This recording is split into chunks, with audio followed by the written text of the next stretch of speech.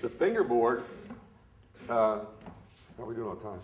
The neck is here for structure. The necks are usually made out of mahogany, and basically what you cut these out with a draw knife. You have a knife that you just take a slab of mahogany, and I usually glue 2 or 3 pieces of mahogany together. Take a draw knife and you carve this out, and glue a piece of rosewood scrap to the top of it to get a rough form. This is called the truss rod. In case you guys ever wonder what a truss rod looks like, this is what a truss rod looks like.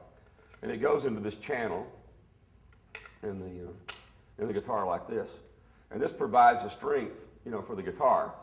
So what happens is the guitar, the strings are on here. You have 600 pounds of pressure pushing up on the end of this guitar, on the end of the neck. And so as you turn this is the adjustment. As you turn this, what it does is it compresses this piece of steel and makes it move into an inverted bow, sort of like an upside down U. Not that dramatic, of course, but it puts the pressure against the wood so that it offsets the 600 pounds of pressure from the strings, and it winds up making it stay straight. And so you want this to be absolutely, perfectly, 100% totally straight when you build it. And then you use this to offset the string pressure to keep it straight. Then the fingerboard is a piece of Madagascar ebony. This is how I buy them. It's just a piece of ebony. It has nothing to do with the sound that I know of, or very, very little. It fits onto the fingerboard, sort of like this. And I can't resist making them decorative, so I always inlay them.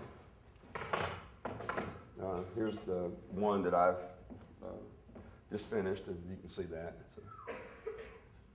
This is luthiers have a tradition of making something called the Tree of Life. It looks a lot different than this. I call my design the Vine of Despair.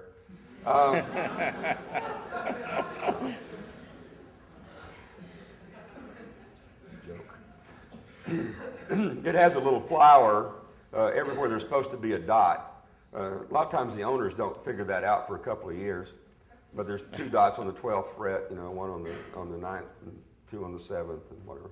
Little flower where there's supposed to be a dot. And the way you do that is I buy pearl. This is abalone pearl. These are called hearts. In the middle of an abalone shell, this is after the creature has been killed for food. They take the scrap shells and they cut them into slices like this. And right there in the middle of it, where that little circle is, that's where an oyster would grow. A pearl would grow. And it's called abalone hearts. These are about $65, $70 an ounce. So they're pretty light. You can get quite a few of them. You don't get pearls and abalones, right? Whatever. But this is. I know. Oysters. I know it's oysters, Charlie. But in an abalone, they have this one a grain of sand, as I understand it. All right. Has landed there, and it made an irritation point. And right there, where that irritation point happens, is where the same thing happens on an oyster, only it turns into a pearl. But it's an irritation point, and right there, the center. That's my understanding.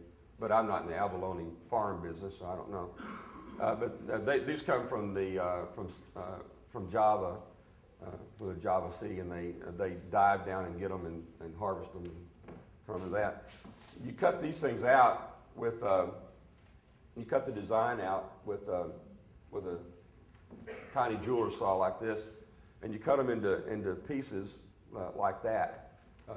That's the design that you want, and then you inlay it into the fingerboard by taking basically dental tools, and you drill out the hole that the inlay is going to set into. That's kind of how it works. And this takes a lot of time. It probably takes about, 30 minutes to do each piece.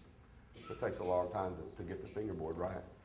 And then when it's all done, I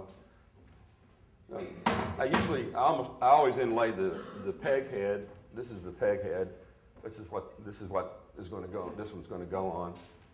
And I have a little I have a little sort of logo of sorts that I put at the top with my initials on it. And so when this goes on there, it'll basically look like that, if you can see it. It'll be real pretty, real gaudy when it's done. Then when the whole thing's put together, it looks like, the neck looks like this, basically. And then, well, and then I haven't tried this at home, but I'm sure it'll work. This goes down through there, and I haven't cut this thing out. Let's cut this slide.